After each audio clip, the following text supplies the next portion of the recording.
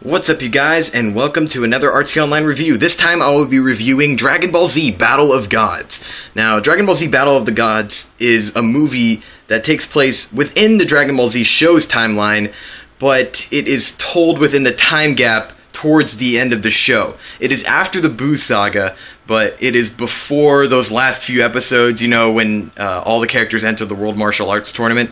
Oh, by the way, for this review, definite spoilers, probably for the Dragon Ball Z show, and definitely for the movie. I feel like I can only review this movie very well if I did delve into some spoilers, so there's the warning for you right off the bat. I probably should have said that earlier because there are probably still some people who haven't watched Dragon Ball Z. It's a good anime. I highly recommend it. But anyways, Dragon Ball Z Battle of Gods. It came out in 2013, sort of out of nowhere, really. I mean, we weren't really wondering what happened within that time of, you know, after the Buu saga, and then during the whole time gap, because they jumped ahead towards the end of the show.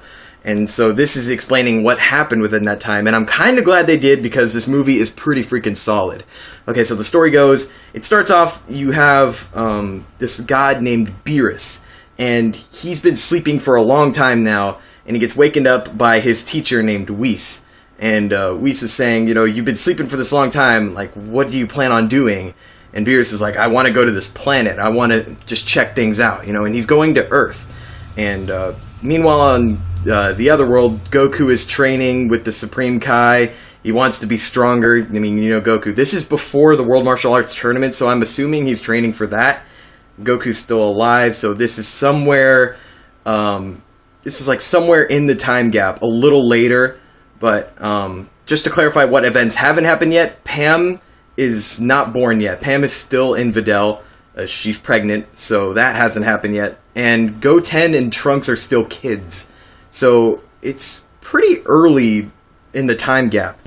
Anyways, wow, that was a lot of shaking. Hope you don't like steady camera because I don't have a freaking tripod. Anyways, so yeah, on Earth, besides the other world, yeah, on Earth, they're throwing Bulma's birthday party. And yeah, everyone's together and they're all wondering where Goku is. But little do they know that Beerus is coming to Earth to, you know, find out about this legend of the Super Saiyan God. We're not really told directly where he heard this from, but he said it's just a legend that's been spoken word. Sort of like how in the beginning of Dragon Ball Z, where Vegeta knew about the legend of a Super Saiyan, but he didn't know if it was real or not until he saw it for himself. And I guess Beerus is taking the same kind of approach for a Super Saiyan God. We don't know what it means in the beginning of the movie, but later on you find out how a Super Saiyan God is made and what it means. But by the end of the movie, you're still left with some questions about it. And Beerus, as a character, I think is great. I think he's done as one of the best villains in the show. Because one of the main problems that I had with the villains in Dragon Ball Z was, well, I'll go one by one. With Frieza, like Frieza, his goal, I always call him a her. It's kind of hard not to mix up his gender. See, I'm messing up already. But yeah, with Frieza, it was a very one-dimensional villain, but it did what a villain was supposed to do. You know, its objective was clear. Yeah, I'm calling it now. But its objective was clear, and you knew that it had to be stopped, you know. But it didn't last very long. It didn't overstay its welcome. And I think Frieza is among the fan favorites because of how quick the Namek saga was, and just how Frieza was done as a villain. But I think it was very underplayed, and Frieza didn't really stand out as a villain for me. Now, Cell, which was the next major villain, not the only major villain after Frieza, but Cell was the next big one, and I think Cell was done pretty well out of the main three, because Cell was a little more humanized than Frieza. He had some sort of sense of humor, even though he was created in a lab. He was not very human, but he had somewhat human qualities to him. And you may say the same for Frieza, but there was nothing I can relate to with Frieza. I mean, Frieza had one goal. Frieza didn't go through any character development. From beginning to end, Frieza was the same character.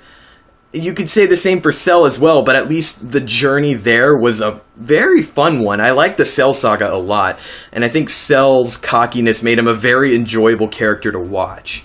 Now, after Cell was the Buu saga. Now, the Buu saga's all over the goddamn place, and it's very complicated. I don't want to get too far into it, but you start off with one Buu, who is this big, fat, chubby Buu who likes turning people into candy, He's very destructive, but you feel like he could turn, which he does.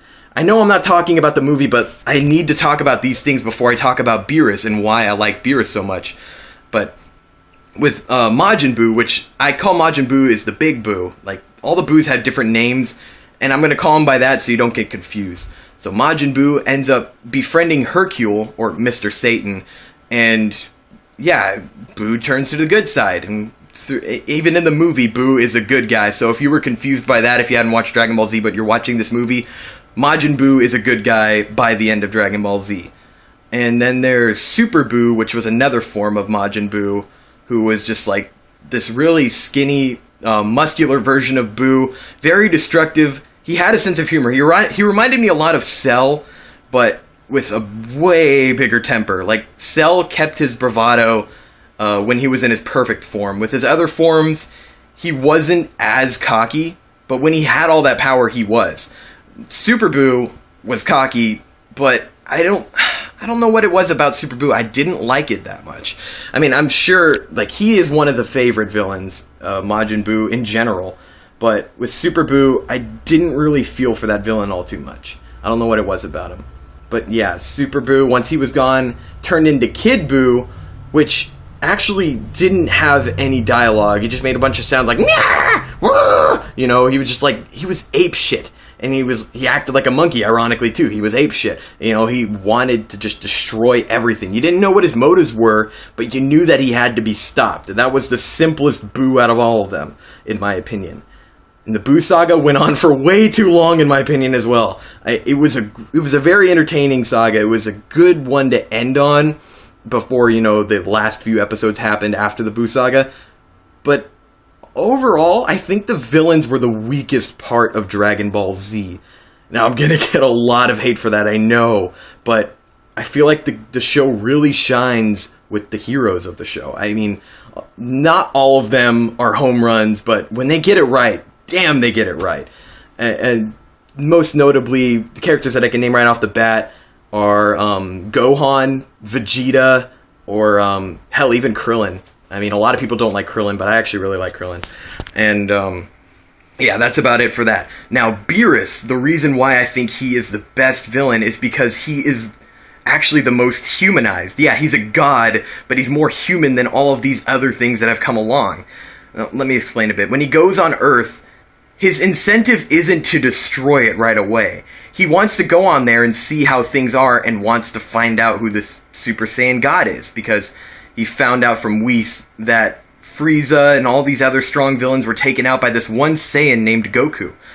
And he was thinking, you know, this Super Saiyan God legend that I heard about, this guy might be it, and I want to find out if he is. But when he goes to Earth, Goku is in Otherworld training, and they're all having Bulma's birthday party there. But when he goes there, yeah, Vegeta knows who he is, because Vegeta had some sort of childhood with him, like King Vegeta, which was Vegeta's father on planet Vegeta, which, just explaining this is kind of hectic. Okay, so Vegeta's dad knew Beerus, and he was pretty scared of him, and this is Vegeta's father he's talking about, and Vegeta is scared of him too. Like, Vegeta, this guy you know for having so much pride, he underwent a lot of character development in Dragon Ball Z, and he knows that Beerus, he doesn't stand a chance against him, because Beerus is the god of destruction. And, yeah. So Vegeta, his character goes through quite some funny moments. And that's another thing I want to touch on here, is that the humor in this movie is pretty freaking good.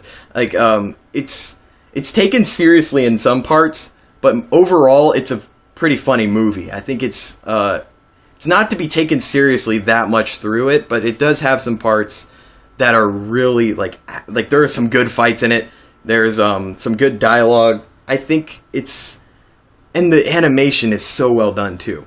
But I really like Beerus because of how humanized he is and how funny he is, and just his power is very intimidating, but you only see him fight about a couple of times in this movie. Now, what's really scary is that you see Beerus as this all-powerful being, but then there's this guy always next to him named Whis, who you never see fight. And this guy's apparently Beerus' teacher. Now that is terrifying. And I love that they didn't show Whis fighting at all, because they really made him this goofy character. But in reality, when you think about it, Whis was Beerus' teacher. yeah, he's way more powerful than Beerus is. And Beerus, you don't want to fuck with Beerus. So, if there's someone above him, that just makes Whis an awesome character, because you never see him fight, at least so far, but he's insanely powerful. I just love that. I think both, like, they're not really villains, too. Like, I said that he's the best villain because, you know, he has motives of a villain in some parts of the movie, so I think that classifies him as some sort of anti-hero, which I will call a villain. Because later, Vegeta knows that Beerus is there to destroy the planet, but he wants to keep him in a good mood, so Vegeta does what he can, and Goku learned about Beerus from the Supreme Kai. Before Beerus went to Earth, I left out this part, but this is kind of important, is that Beerus and Whis went to the Supreme... not Supreme Kai, King Kai's planet. I messed that up, sorry about that. But yeah, they went to King Kai's planet because they sensed that Goku was there. Also, this little funny part right here made me laugh because Whis and Beerus, they're like, how long would it take us to get to the King Kai's planet on Snake Way? And they're like, it'll only take you 26 minutes. That just made me laugh because Season 1 of Dragon Ball Z had Goku going through Snake Way for about 20 episodes, and it just...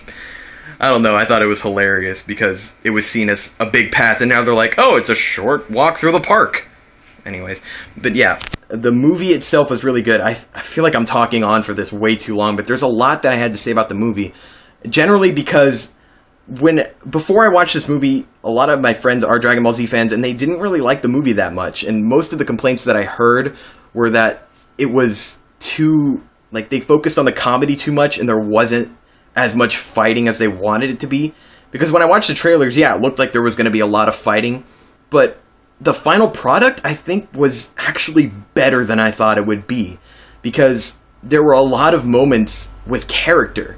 You know, like, I know a lot of people watched Dragon Ball Z just to see the fighting, but that's not the bulk of the show. Yeah, there is a lot of fighting, but I think the best parts of Dragon Ball Z are its characters. It's my honest opinion. I watched all 9 seasons for a reason. I didn't watch it because I'm like, oh, I can't wait to see what's going to happen in the fight, even though, you know, some did end on the middle of the fight, so they kind of wanted you to see what would happen. But not necessarily what would happen in the fight, but what would happen to these characters, you know? Because you really cared about them. The show went through so much. Like, you go from Dragon Ball, which was Goku's childhood, and what he went through, and then you go to Dragon Ball Z, which is Goku's adulthood. You know, like, you've grown so much with these characters. You really just want to see if they can make it. And I think Dragon Ball Z Battle of Gods does a great job of pleasing the fans. Because, you know, not only do they remix the main theme of Dragon Ball, you know, the cha-la, head cha-la. Yeah, they remixed that for the movie. I thought that was a really nice touch. But during the credits, they actually go through the entire manga series of Dragon Ball and Dragon Ball Z. And, like, page by page. I think that was just so cool seeing that. I thought that was a huge love letter to fans. And the fact that a lot of people complained that there was not that much fighting are really forgetting the point of Dragon Ball. You know, I think it was just a fantastic story. It was a simple story, but I freaking love how they did it. It's just such a charming show. And watching this movie again really makes me want another season of Dragon Ball Z.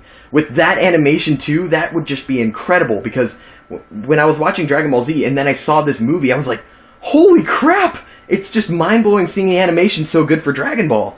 And, by the way, if you're wondering, I watched it in English dub. I prefer the English dub voices over the Japanese dub, but that's just me. A lot of people like the Japanese dub, and I'm not going to talk smack about that. But yeah, Dragon Ball Z Battle of Gods is a fantastic movie. I think the pacing is done very well, and I'm not saying there's not any fights in this movie, because there are some fights in this movie, and they kick ass. No, seriously, like, I was cheering while watching these fights, because it was just so fucking cool to see these fights happening. It was just... I don't want to spoil what happens in the fights, because I know that's what you guys are looking forward to, but the story, and, like, the pacing, and, like, the funny moments, I think this movie is well worth your time, and it deserves all of the support. And with the release of Revival of F coming out soon in theaters in America, the English dub version, I am extremely excited, because Beerus is also going to be in that, and Frieza's coming back. I know I talked a little bit of smack about Frieza earlier in this video, but I'm still looking forward to Frieza's return, because I think that movie's going to kick a lot of ass. But yeah, Dragon Ball Z Battle of Gods is a highly recommended movie by me.